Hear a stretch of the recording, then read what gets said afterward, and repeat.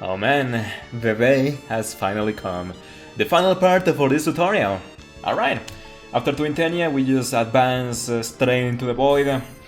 The party will be fine in its current state, as deplorable as it is. Everybody is either dead or hanging by a thread, but given the setup, we can just escape from encounters just fine. Kara dies as a thief, so we have protection from back attacks, and Faris has hide. And if the entire party is either hidden or dead, we can use flee from random encounters.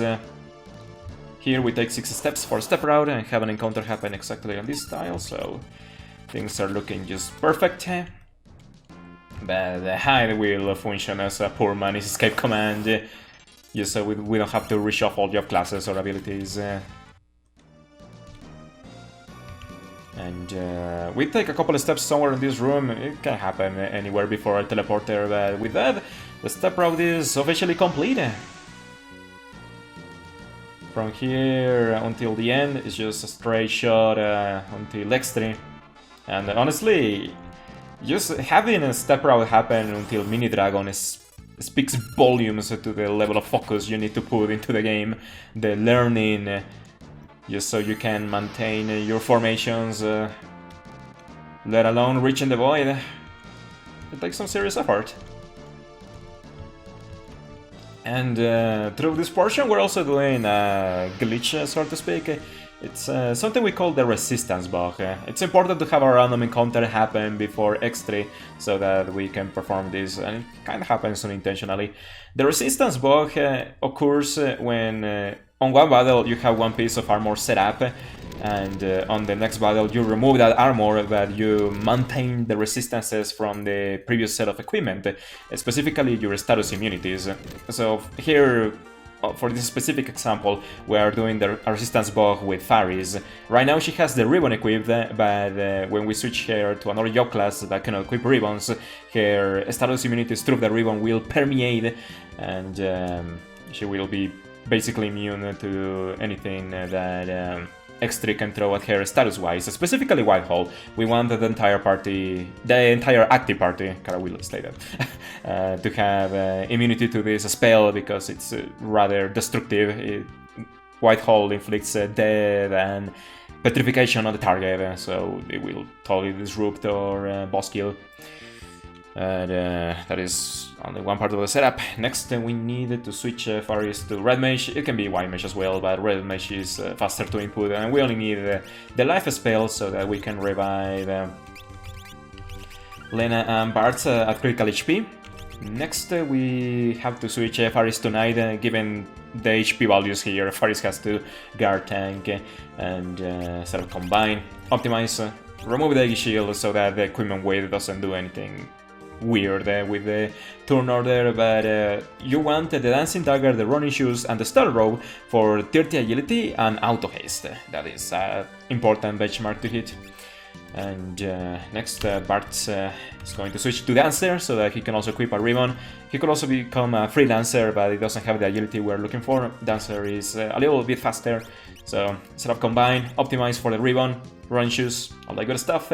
And finally, Lena, we are going to switch her to Samurai for the Giltos, pretty much. This is the fastest way we can set that up. And combine, please. The thing we picked up throughout the void. Optimize for the Bone Mail, so we have the resistances of this for immunity to death and running shoes. So, that is it, yeah. It's time for a final boss. Now, ExTree is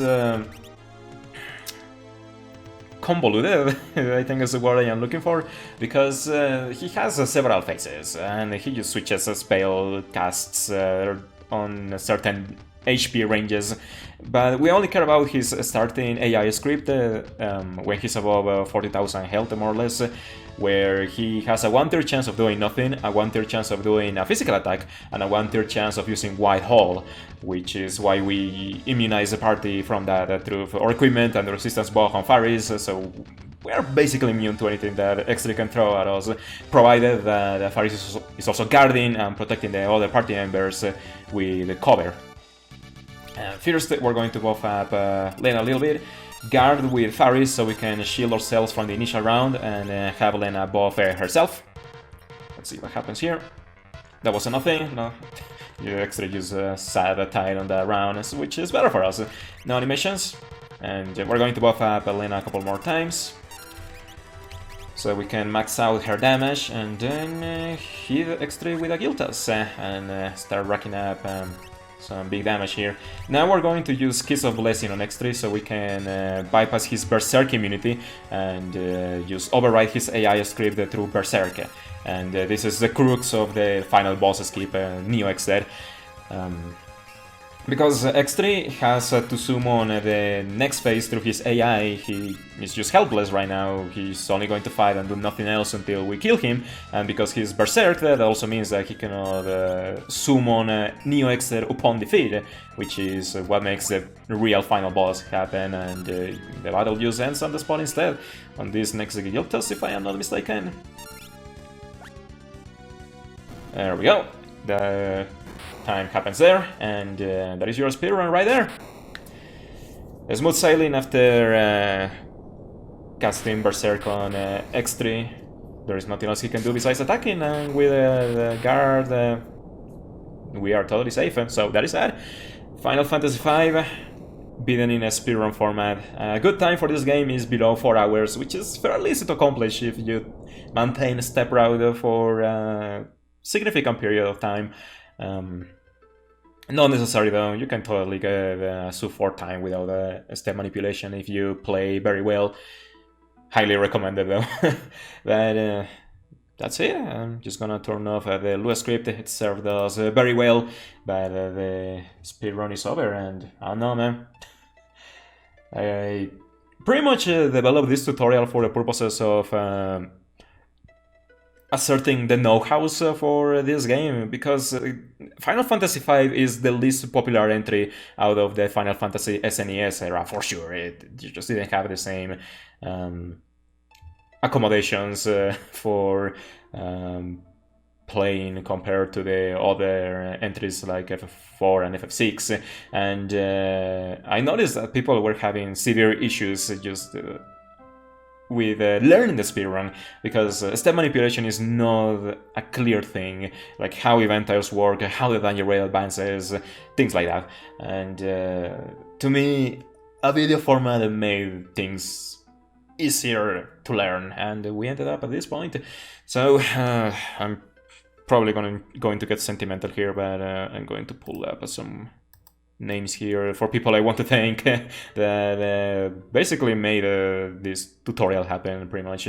Not directly, but it's just people that inspire me in speedrunning Final Fantasy V, and it's pretty much the reason we are here today. First off, huge thanks to Yenja23 and Happy Squid 89, who are the OG Final Fantasy V speedrunners. I remember back in 2014, yeah, just hopped onto the Final Fantasy V category and saw these guys speedrunning the game, and I just got interested into hardcore speedrunning because of it, and pretty much they are the reason I am speedrunning RPGs to this day. So big shoutouts to them. Next, Instructor Trep. I'm not going to be able to pronounce that name, but it's the guy who made the algorithm in SFAQ on GameFAQs, which is an incredible resource for this game. I heavily reference it whenever I play this, and I pretty much copy-pasted all the data that you see on the side there whenever a boss battle comes up. And with that document alone, you can learn everything you need about this game, so it's an amazing resource. Next, special thanks to my boy Chrono Kirby.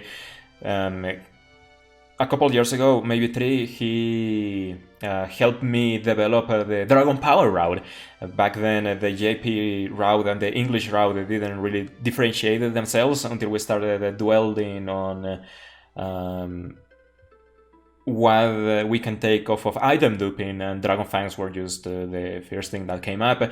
Then came the Chimera Brain, Dragon Fang dupe, and the English any percent route really started picking up from there. So things just improved a lot because of the work he put into the game after we started just rerouting things and whatnot. So the Final Fantasy V speedrun is where it's at because of his contributions. Next, I'd like to thank Dark JDL and Samurai Goro, the latter being a fantastic tasser and very resourceful about the game. But both of them are pretty much my sages, so to speak, because I always consult them about inner workings of the game, because I sound very knowledgeable on Final Fantasy V, but things like memory addresses really elude me and I cannot read those things. So they pretty much direct me in the right direction whenever I have some inquiry. Next, I want to thank Kakun and Ashura. Kakun specifically because I raced him on Final Fantasy Relay. Yeah, we raced a little bit back in the day, and that was my first introduction to the Japanese community, and I just started referencing things and seeing what they do. And this current route is pretty much like a development of the Japanese community after the discoveries from Dragon fan duping and whatnot, and Ashura for sure for his insane work on the game that made this route happen. And next, some shoutouts to Clear Tonic and Kairulius for developing Career Day and Project Demi, which I did not recommend for learning the speedrun because I wasn't sure how it would affect the step manipulation, but they made some really amazing randomizers and breathing life into the community. So Final Fantasy V has seen more activity because of them, and afterwards just the overarching FFI community, people like Boxmeister, Double Drop, who keep on playing the GBA route, Mr. Swansea, my boy Big, of course, Metako, Connor Cordale, Arias Valar, who also did a lot of routing work back in the day. I just wanted to lay down that this game became community effort. It's not just me parroting a route that I developed. It was a lot of contributions over the years, and there was a lot of trial and error I had to go through before getting to this point, and I'm just glad that I was able to chronicle it on this tutorial. I tried laying down everything I knew about this game, absolutely everything, so that you wouldn't have to go through the pain of learning everything on your own, and hopefully I made a good job of it. So I don't mean to brag, but it's not a place for it. Just hope that this helps you speedrun in the game, and I think that's it. If you have any questions about the route or the speedrun, the Discord is always available. I myself am always paying attention specifically to my Twitter, and I hope to see new runners come up after this. Hopefully this route stands the test of time, because and some new glitch could break up the entire tutorial.